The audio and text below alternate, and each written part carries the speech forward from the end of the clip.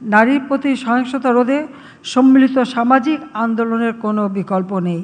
ICT খাতে 2026 সালের মধ্যে 25%, 2041 সালের মধ্যে 50% নারীর অংশগ্রহণ নিশ্চিত করার কার্যক্রম আমরা গ্রহণ করেছি। আমরা ইতিমধ্যে মিডওয়াইফারি ট্রেনিং প্রায় 3000 মিডওয়াইফারি ট্রেনিংও দিয়ে দিয়েছি। ভদ্রমহিলা মহোদয়গণ, মাতৃ স্বাস্থ্য সেবায় জরুরি প্রসূতি সেবা নিশ্চিত করতে ফ্রি অ্যাম্বুলেন্স সেবা চালু করা হয়েছে। মা টেলিহেলথ সার্ভিসের মাধ্যমে প্রসূতি মায়ের গর্ভকালীন ও প্রসব পরবর্তী সেবা প্রদানের জন্য উদ্যোগ গ্রহণ করা হয়েছে। মা ও শিশুর পুষ্টি চাহিদা পূরণ এবং শিশুর শারীরিক বৃদ্ধি ও মানসিক বিকাশের জন্য মা ও শিশু সহায়তা কর্মসূচি বাস্তবায়নের মাধ্যমে 13 লাখ উপকারভোগীকে আর্থিক সহায়তা প্রদান করা হচ্ছে।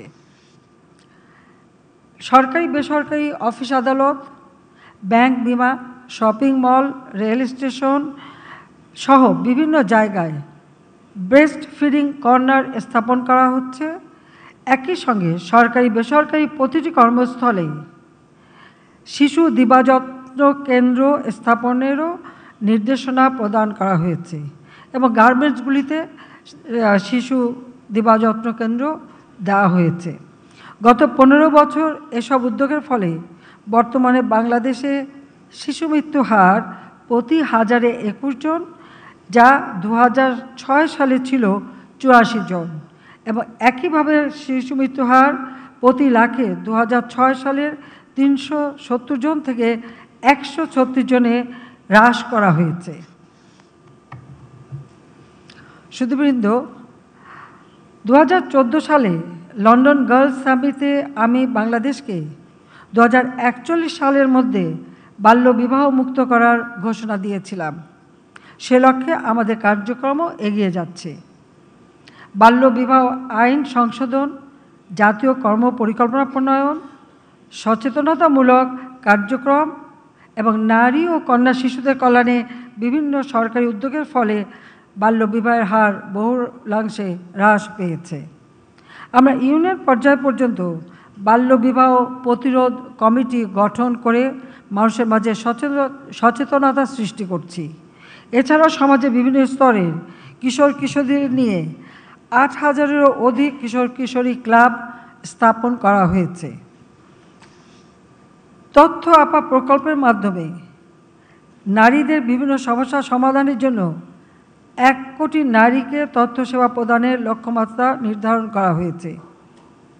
নারী ও শিশু নির্যাতন প্রতিরোধ ন্যাশনাল হেল্পলাইন 109 চালুর মাধ্যমে যৌন হয়রানি প্রতিরোধ, বাল্যবিবাহ বন্ধে কার্যকর উদ্যোগ নেওয়া হয়েছে।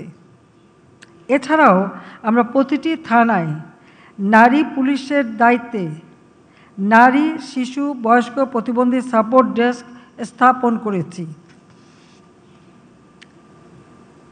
বাল্যবিবাহ, যৌতুক, নারীর প্রতি সহিংসতা রোধে সম্মিলিত সামাজিক আন্দোলনের কোনো বিকল্প নেই।